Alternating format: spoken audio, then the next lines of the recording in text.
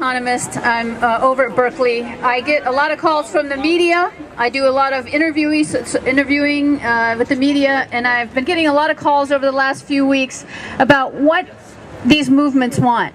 The Wall Street movements and just the people that are on the move. What is going on? It seems like people are inciting class warfare. It seems like Obama's rhetoric with taxes is inciting class warfare. And I said, class warfare? That was ushered in 30 years ago. It was called supply side economics. Yep. And this idea that somehow now it's kind of from the bottom to the top class warfare is quite perplexing, because I look at data. I look at data every day, and the data, all data, whether you look at wages, whether you look at family incomes, whether you look at wealth, all the data shows the great divide, the ever increasing divide that started for the most part 30 years ago. So corporate profits, as a share of our economic pie, corporate profits is the largest share ever on record. Well, the slice of the pie that goes to our working citizens, to the workers in the U.S. is about at a 60-year-old. It's shrinking. It's the smallest in 60 years and getting smaller all the time. The greatest transfer of wealth in our history is what has taken place over the last 30 years. The silent and subtle nature of this top-down assault is what has made it possible. What is going on here and all over the country is what is needed to stop this madness. Yeah. Stop the madness! We trusted them one too many times. We think that Wall Street, our financial markets, our business incentives, and our government with reasonable regulation would have stopped us from getting into this mess. But time after time, we are proven wrong.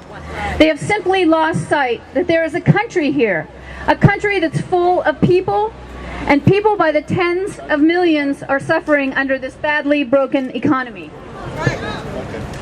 Our beautiful golden state is not so golden when 1 in 4 of our children live in poverty.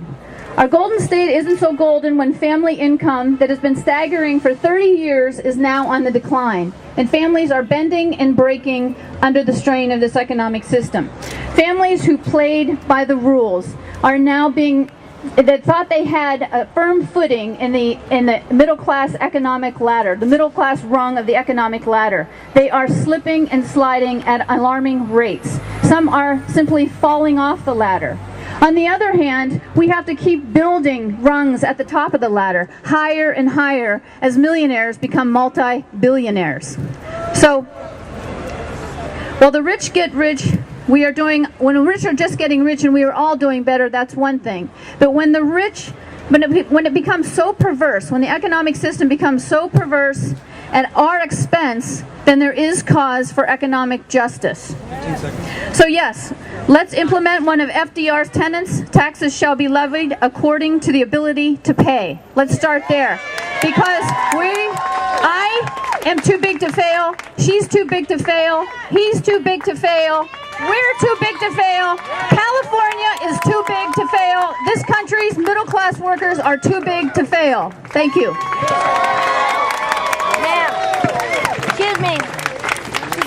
We now have Tony Gonzalez from the American Indian Movement. Yes. Please Sylvia welcome Mr. Allegretto. Gonzalez. Sylvia Allegretto, labor economist, Institute for Research on thank Labor and you. Employment, UC Berkeley. Thank you, Greetings, Sylvia. my relatives. On behalf of